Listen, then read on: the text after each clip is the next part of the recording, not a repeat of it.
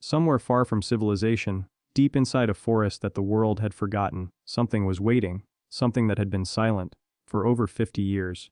And then, we found it. A vintage yellow motorcycle, half buried, half consumed, completely lost to time, covered in moss, wrapped in vines, swallowed by the earth. This wasn't just a machine. This was a moment frozen in time, waiting to be set free.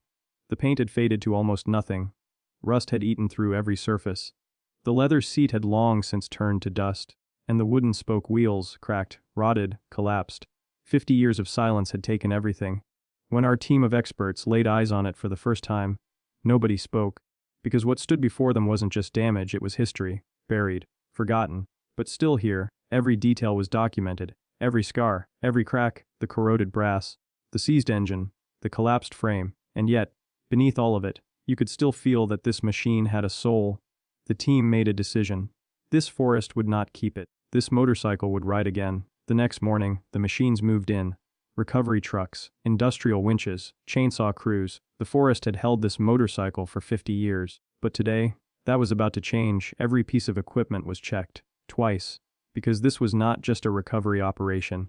This was a rescue mission, and failure was not an option. Thick steel cables were looped around the corroded frame. Heavy iron chains locked into place. Every connection point tested, tightened, verified. This machine had been held prisoner long enough. The team leader walked around one last time, checked every hook, every cable, every chain. Then he looked up and gave the signal. It was time. The operator gripped the controls, the engine roared to life, and the cables began to pull. The steel cables snapped tight, the ground trembled, roots cracked. Vines flew, and for the first time in 50 years, the motorcycle began to move. The forest fought back, roots grabbed, vines coiled. The earth held tight, but the team held tighter, inch by inch, foot by foot. The machine was coming home. Then the crane took over, and for the first time in 5 decades, this motorcycle left the ground, rising above the forest floor, slowly, triumphantly. Clumps of earth fell away. Moss rained down, and there she was, broken, rusted, but free. The team guided her down gently, as if she were made of glass. When the cables were finally removed, everyone went quiet, because they all knew they had just witnessed something rare, a rescue 50 years in the making. Now came the hard truth. Under the harsh lights of the clearing, the full extent of the damage was impossible to ignore. The team moved in, magnifying glasses, flashlights, clipboards, every centimeter assessed, every failure cataloged, the engine completely seized. Decades of moisture had locked it solid, the instruments frozen, corroded beyond recognition, the electrical system gone, reduced to green powder and crumbling wire. But the experts had seen worse, and they had brought things back from worse. Every component was photographed. Every part was tagged. A complete record so that what was taken apart could one day be perfectly put back together. Then, carefully, the motorcycle was loaded onto the transport truck. The forest was behind her now. The workshop was waiting. For the first time in 50 years, this motorcycle moved through a city. People stopped and stared. They didn't see a wreck. They saw a story. The workshop doors opened. Inside, spotless white floors, perfect tools, brilliant lights, and into that pristine space rolled a machine that looked like it had risen from the grave. The contrast was striking, but the transformation was about to begin. 6 master restorers, 1 impossible motorcycle. They gathered around it like surgeons before an operation.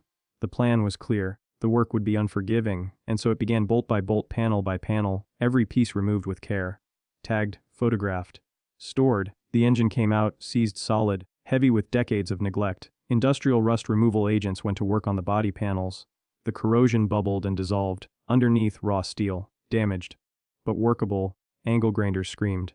Sparks flew. Layer by layer, the rust was stripped away. The engine components went into ultrasonic baths, where decades of corrosion simply lifted away. Clean metal emerged for the first time in half a century.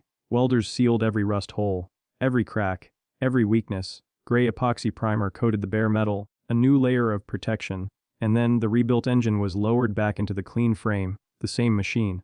But inside the paint booth, something magical happened. A deep, brilliant yellow, rich and alive, was laid down in perfect, even coats. The same color that had once faded into a ghost was back, flawless, glowing, perfect. A master craftsman cut and stitched the new burgundy red leather seat by hand, button by button, stitch by stitch, and the brass fittings, once buried under thick green corrosion, were buffed to a pure, warm, golden mirror shine. The last badge was set into place, white gloves, steady hands. Absolute precision. The team stood back, and for a moment, no one said a word. The museum lights came on, and the world saw what had once been lost, a deep, glossy yellow, reflecting the entire room like liquid gold. Pristine burgundy leather seat, rich, vibrant, perfect. Brass fittings gleaming like pure sunlight, wooden spoke wheels, perfectly restored, factory new. This motorcycle, which had been buried in a dangerous forest for 50 years, was now standing in a museum, proud, immaculate, magnificent. This was never just a restoration. This was proof that nothing is ever truly beyond saving, that with the right hands, the right heart, and the refusal to give up, even 50 years of rust and silence can be turned into gold.